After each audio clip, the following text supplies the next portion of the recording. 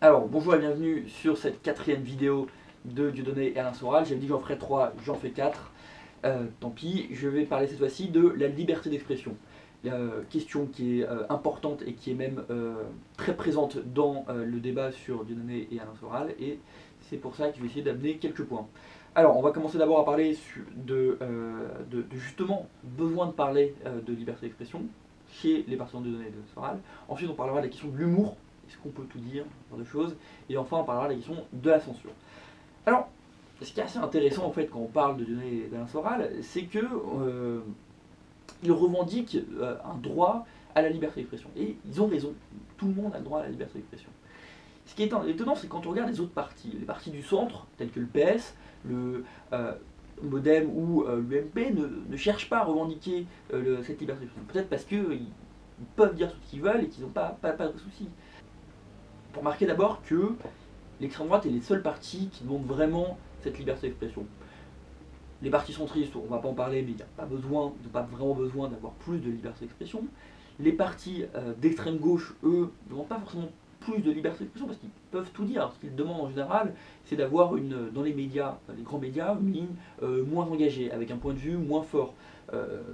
Critiquent les médias. Ils disent que les médias sont dominés par des capitaux, par des puissances de l'argent et que leurs lignes et leurs positions politiques sont très discutables et discutées. En revanche, c'est l'extrême droite qui se sent toujours un petit peu persécuté par les médias, qui se sent brimés, à qui on empêche de parler. Bon, c'est toujours un peu intéressant de savoir pourquoi. Dieudonné, par exemple, aime dire qu'il a été banni des chaînes publiques de télévision. Et il a raison, c'est vrai, il a été mis au banc entre guillemets, du star system, de tous les grands médias, et je pense que ces chaînes ont raison. Pourquoi? D'abord, il faut se rappeler que c'est des chaînes privées ou publiques et que les chaînes, ils ont le droit de passer ce qu'ils veulent sur leur chaîne. Effectivement, on a moins envie de passer de l'extrême droite et des propos qui servent de manière directe ou indirecte le Front National et les idées antisémites. Et heureusement que ces chaînes-là peuvent choisir leur contenu et peuvent choisir qui ils veulent diffuser et qui ne veulent pas diffuser. Je vous rappelle quand même qu'il y a quelques années, on avait quand même l'ERTF qui disait, voilà, qui était contrôlé par le pouvoir actuel, par le pouvoir en place, et qui disait tel jour on va mettre tel programme, tel jour on va tenir tel discours, tel jour on va tenir telle ligne. Heureusement, aujourd'hui, ce n'est pas le cas. Enfin, ce qu'il faut se rappeler, c'est que ce qu'il faut analyser, c'est que si Dieudonné n'a pas accès aux grands médias traditionnels que sont les grands journaux ou les grandes télévisions, il a quand même accès à Internet. Et ça marche très très bien, on l'a vu déjà dans la première vidéo.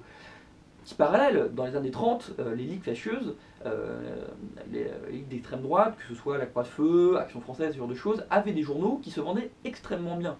On voit sur internet que l'extrême droite aujourd'hui est très très puissante, elle est très très forte, elle arrive vraiment à faire de nombreux vues. Donc c'est un sujet qui intéresse les gens. C'est assez intéressant de voir ça parce qu'on peut se dire, on lui empêche une certaine communication et il en trouve une autre. Et donc, s'il peut trouver son public et s'il arrive à trouver sa voix, c'est donc justement n'est pas censuré. Pourquoi l'extrême droite, elle, est toujours à la quête de cette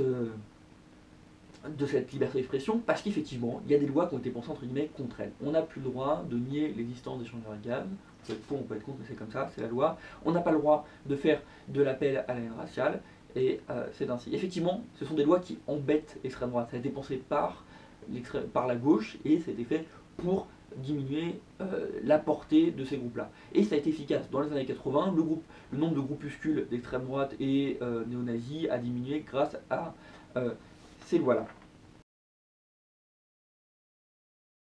Sur la deuxième partie de mon propos, qui est la partie sur l'humour. Alors, toute l'extrême droite aujourd'hui voudrait nous dire que aujourd'hui, on n'a plus le droit de faire des blagues sur les juifs, de faire des blagues sur les noirs, et qu'on doit avoir un discours qui est politiquement correct, etc. etc. Sauf que c'est pas vrai.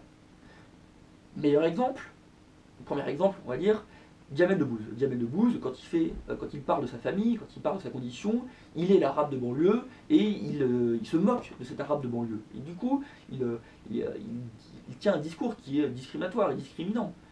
Pourtant, il est adoré par des milliers de personnes et il n'y a pas de souci. Deuxième exemple, Rire contre le racisme, qui est donc tous les ans une sorte de grand spectacle, de grande messe organisée par SOS Racisme, où dedans on trouve des blagues racistes.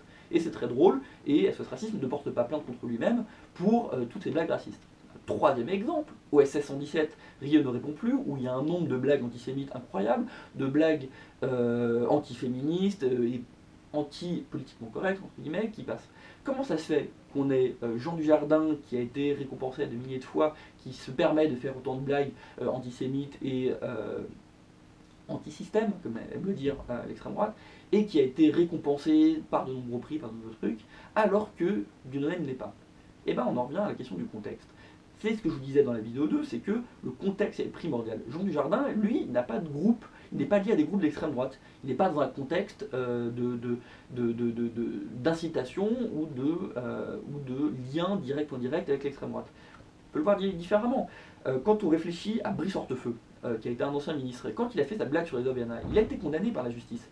Et tous les médias et tout le monde lui a dit non, Brice Hortefeux, ce n'est pas possible qu'en tant que ministre, on puisse faire des blagues qui soient à caractère raciste, ou, donc c'était à l'époque sur les Auvergnats, quand il y en a un ça va, quand il y en a trop, ça pose des problèmes.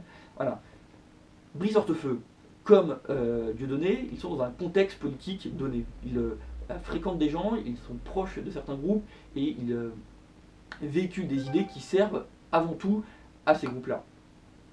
Et forcément, ils sont condamnés. Et donc c'est normal, entre guillemets. Voilà. Le troisième point que je voulais voir avec vous, c'est la question de la censure. C'est une vraie question. Jusqu'ici, on peut dire que Dieudonné a été très libre dans l'utilisation de sa parole et qu'on n'a pas vraiment empêché de parler. Voir le nombre de vues qu'il a eu sur YouTube et sur Dailymotion, c'est quand même quelqu'un qui est très populaire, très connu, et il a beau crier la liberté d'expression, il a pu dire tout ce qu'il a voulu, et pareil pour l'extrême droite de manière générale. Mais qu'est-ce qui se passe? On est dans un contexte où l'antisémitisme monte, on ne peut pas dire qu'il explose. Je vous rappelle quand même qu'il y a quelques mois, on a eu Mohamed Merah qui a assassiné 2 enfants juifs parce qu'ils étaient juifs. On a donc eu un crime vraiment antisémite. Et quelle est la réaction de Valls? Moi je crois que Valls il a eu peur et qu'il a eu besoin de se protéger. Si demain il y avait eu un autre meurtre antisémite avec un mec à côté qui fasse une quenelle, on lui aurait reproché mais enfin pourquoi vous n'avez pas arrêté de donner avant? Pourquoi vous n'avez pas stoppé ce groupe-là avant? Voilà. Et donc je pense que Manuel Valls a réagi de manière difficile, de manière dure, pour justement se prémunir contre ces attaques-là. Et je crois qu'il a eu, entre guillemets, raison. Par contre, il faut être un petit peu honnête, je ne suis pas d'accord avec la censure de ces spectacles. Je pense que ça n'a pas été utile, je crois que ça a été mal fait d'abord. Je dirais, juridiquement, je ne suis pas, un expert, donc j'aurais du mal à expliquer le pourquoi, mais j'ai l'impression qu'en 4 heures, changer un dispositif, c'est quand même un petit peu border. Je pense qu'il y a eu des coups de pression qui ont été mis de certains côtés qui n'ont pas été très utiles et pas très habiles, on va dire. Et je crois que le résultat n'est pas satisfaisant. Je pense que Dieudonné s'est renforcé vis-à-vis de ça, il a pu jouer de sa victimisation, il continuera à y jouer, et je pense que ça n'a pas été utile pour la cause. Voilà. D'autant plus que Manuel Valls, en tant que ministre de l'Intérieur, aurait pu, entre guillemets, stopper Dieudonné d'une manière complètement différente, qui est l'imposition. On sait que Dieudonné ne paye pas ses impôts, qu'il fait beaucoup d'argent, enfin pas lui, apparemment c'est sa femme qui contrôle le business, mais bon, il en profite, il suffit de voir l'immense maison dans laquelle il habite à Dreux, ou l'argent qu'il dégage lors de ses tournées. On aurait pu le stopper là-dessus, on a préféré agir dans l'urgence et quitte à remettre certains principes un peu fondamentaux de la liberté d'expression. Je trouve que c'est un petit peu dommage. Voilà, c'est tout pour cette fois-ci. Promis, la prochaine fois, je ne parlerai pas de Dieudonné et de Alain Soral. Je parlerai d'autres choses, peut-être les Femen, peut-être la République, peut-être l'identité nationale aussi, qui est un sujet qui m'intéresse. J'espère que ça vous plaît. Écoutez, à bientôt.